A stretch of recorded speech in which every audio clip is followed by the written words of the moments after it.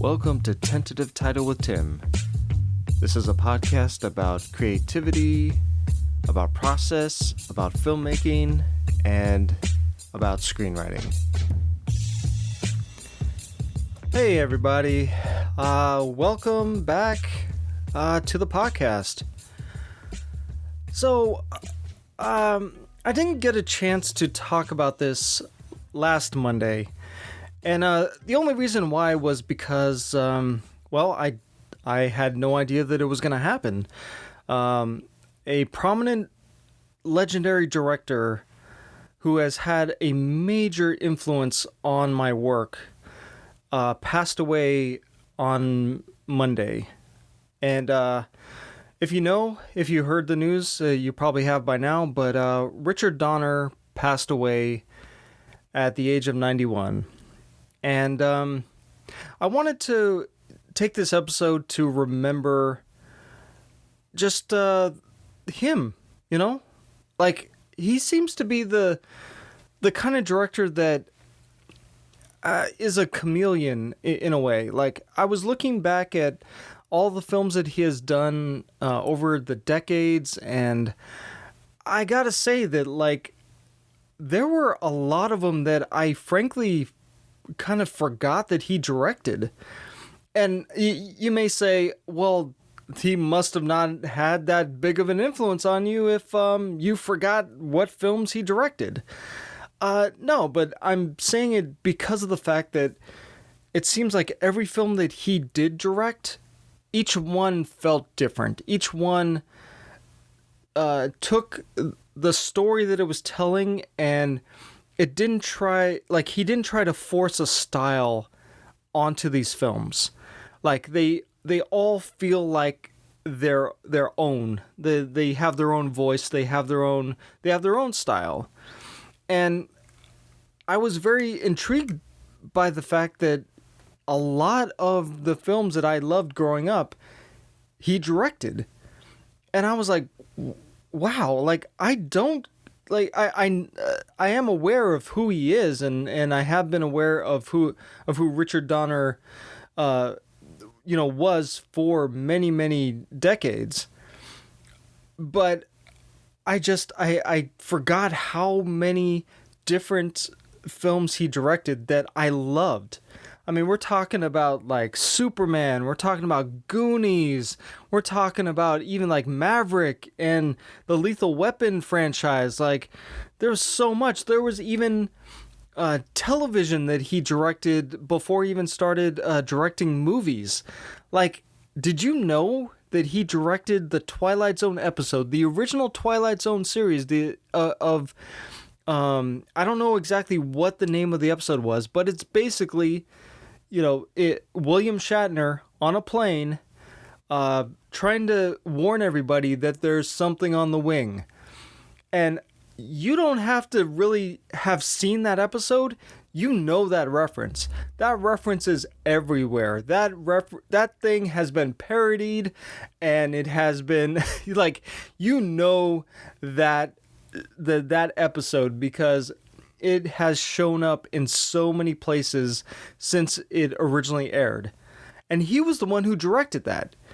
And it's like, oh, wow, like, he had so much influence over just the culture of cinema, of entertainment throughout the decades, that if you don't know who Richard Donner is, like, you should look him up. You should look up his filmography and see how many different films and TV shows that he has been involved in that, like, you may have had no idea about.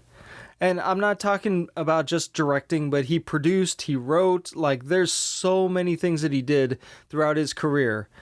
And it's one of those careers that, like, you look at and you could only hope to have something, have that kind of longevity, to have that kind of career in which you're able to do so many different things. And I just wanted to just, like, talk about the fact that, like, I haven't given him enough credit, for how much influence he's had over my own work throughout the years. Like, even though the just like the style at which like he tells an action drama, or he has a comedy, like the way in which he directed Scrooge, like all of that just like it was part of the fiber of what I understood cinema to be. And though I was watching those kinds of movies as I was growing up, like okay, so there was George Lucas, obviously, that Star Wars, like that really influenced me a lot when I was a kid. Steven Spielberg, you couldn't throw a rock without hitting something that Steven Spielberg directed or executive produced. Like, he was everywhere when I was growing up, and so I can't help but say that I was influenced by Steven Spielberg and George Lucas. And in fact, a lot of people think that Steven Spielberg directed Goonies, but he didn't. He only executive produced it. It was Richard Donner who directed Goonies. And that's where I'm sure a lot of people are aware of Richard Donner's work, but they don't realize it. And that's one of that's one of the examples of, everybody kind of thinks that Steven Spielberg directed it because Steven Spielberg's name is on it, but he didn't. And it was actually Richard Donner. And that seemed to be kind of like, in a way, his career, where you didn't necessarily know that Richard Donner directed something, because like he didn't necessarily force a style onto the films he was directing. But when you look back at all of the stuff that he did direct, you're like, wow, he was a chameleon when it came to style. Like, he was able to just tell the story without like trying to do anything do anything extra, I guess you could say, or just to like, he just told the story. It's like, what does the story need? It needs this, this, and this. Okay, we're doing that. And that's why his films were so popular, and why they live up, they last for a long time. Like, these are classics. Like, there's so many classics in his filmography that it's just like you can't help but just say, wow, he had a major influence on film in the 80s and the 90s. So with that, I need to give him more credit. When somebody says, or when somebody asks me, what directors have influenced you, the most, with your style, or with, over the years. If I don't say Richard Donner, I'm doing a disservice to his work, but I'm also doing a disservice to like what I do as well, because like without Richard Donner taking the chances that he took, I can't. I think I'm standing on his shoulders, as well as standing on George Lucas's shoulders and Steven Spielberg's shoulders. Like, I'm standing on their shoulders because they went out and they made the films that I love, that I grew up with, that helped define the style of filmmaking that I love, and that I want to try to make something just as popular as what they made. But I mean, I have no control over that, but I can only hope that what I direct becomes as big as what they directed. And that didn't really hit me until he passed away. It came as a shock, because I was like, wow, like this man who kind of like is, behind the scenes, like I'm aware of him. I know who he is. I'm always reminded of what films he's directed. But it's like, it just hit me that he had that I need to include him in that pantheon of directors that have helped that have influenced me when I was growing up. And I wanted to talk about, like, specifically Superman, because Well, this has to do also with the John Williams score. Like, if it wasn't for the John Williams score, like, the film was already amazing, but that score just elevates it. Like, if it's a 10 out of 10, like, that score brings it to an 11, or at 15. Like, it just elevates it so much because of the fact that it's so ingrained in the DNA of that film. And as a kid, when I heard the opening, like, that song, and saw the opening credits, like, it was emotional. Like, I just, it was so powerful hearing that music and just seeing, these credits just flying towards you, and then, getting into the story where you're seeing this planet falling apart, and they have to, they have to take Kal-El and put him in a pod and shoot him off into space, and it's something about it was just so epic, and just. But it was also a very simple story. It was a story about, a fish out of water, basically. Like, you're a kid in a planet that you don't understand, and you're young, and then you learn that you have superpowers, and then you learn that you can use those superpowers for good, and it's just it was such a powerful story growing up, and the fact that it was that, and then there was Star Wars as well. Like, hearing the opening music to Star Wars gave me the same kind of emotional, just like almost in tears kind of reaction every single time I heard it. And I got to give credit to Richard Donner for that, because, like, if he had chosen any other composer, if he would have chosen any other music, it, like, who knows what kind of movie it would have been. Like, it might not have been as great of a film. It wouldn't have been as memorable. It wouldn't have been as much of a classic if he hadn't have made those directorial choices to craft a story like that, and to make it pretty much the first, big, not necessarily big budget, but I'm sure it was, but just a epic superhero movie. Like, you love Marvel now, you love all the DC stuff now. Superman was the initial DNA. That it was the movie that defined what a superhero movie was supposed to be, and there wasn't much after that. Like, of course there was Superman 2, 3, and 4, but they didn't live up to the first one, the how great the first one was.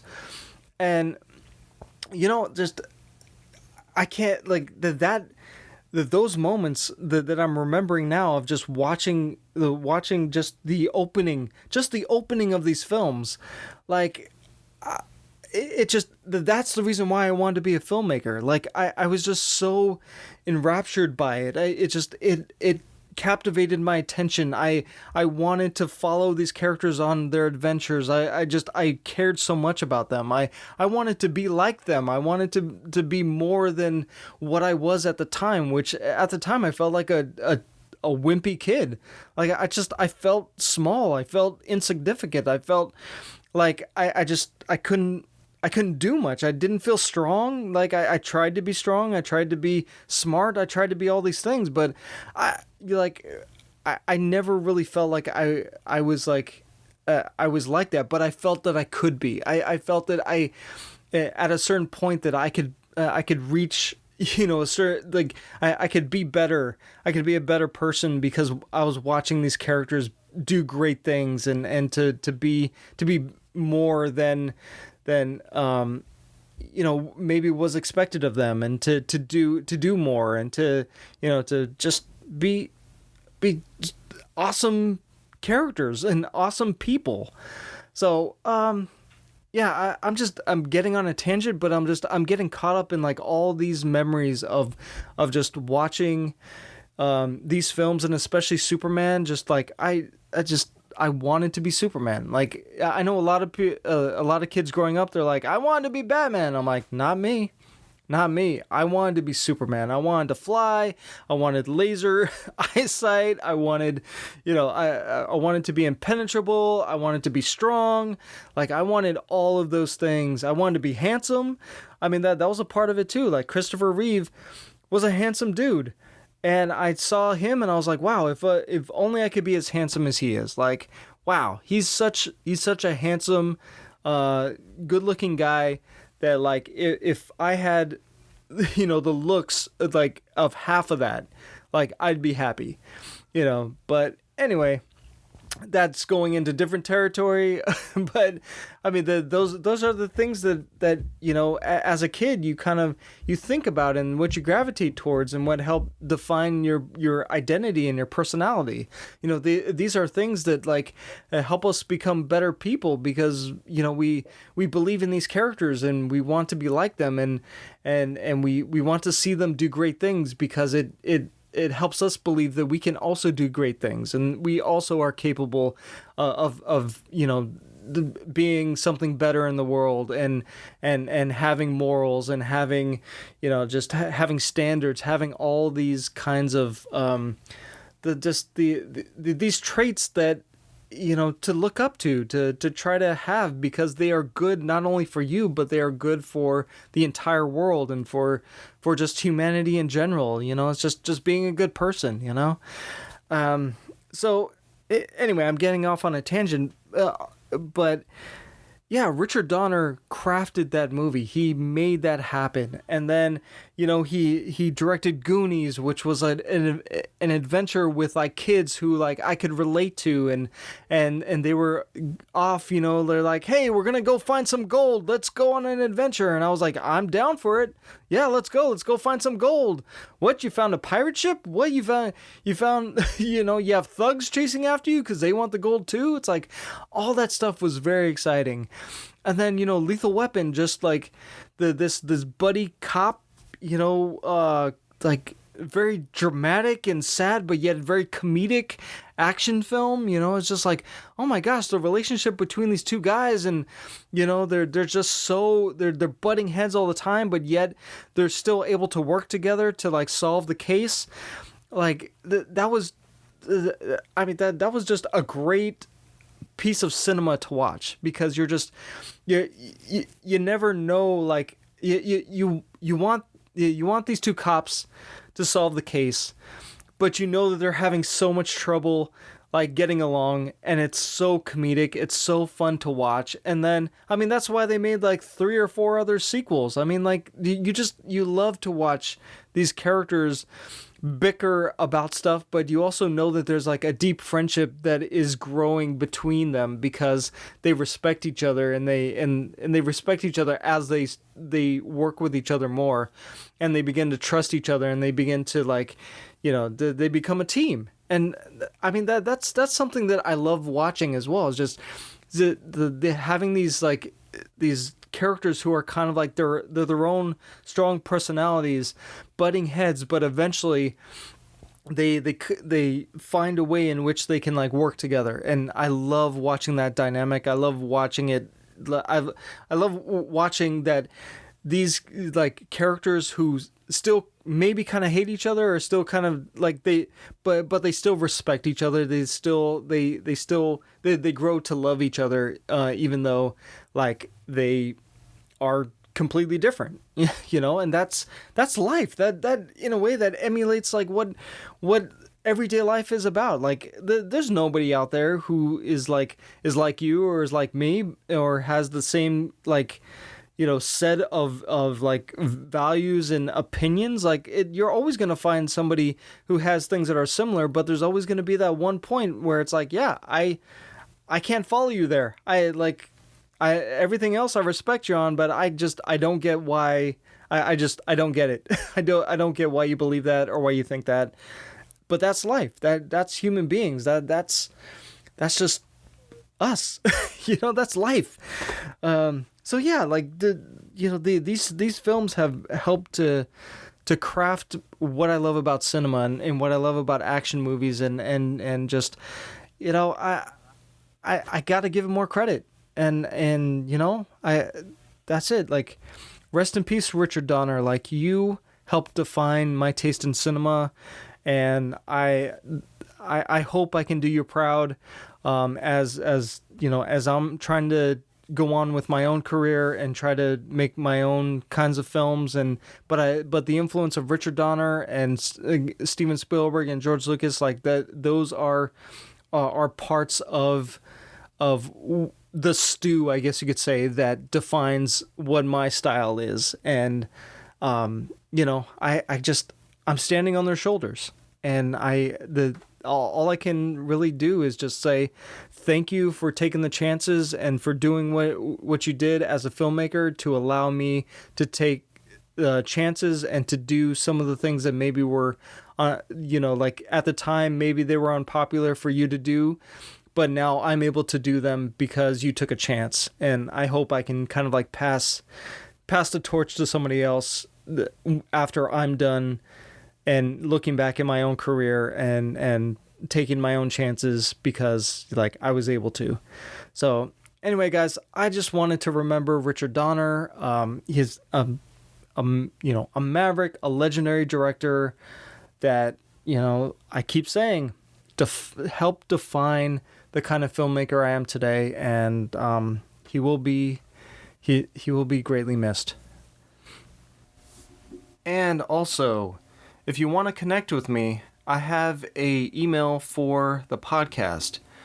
It's tentative.title.with.tim.podcast@gmail.com. Also, I have a Twitter account for the podcast where I post episodes, and that is @title_Tim. And you can find also on the Facebook page, I have a page for the podcast, so you can connect with me there. Looking forward to hearing from all of you, and until then, I'll catch you on the next one.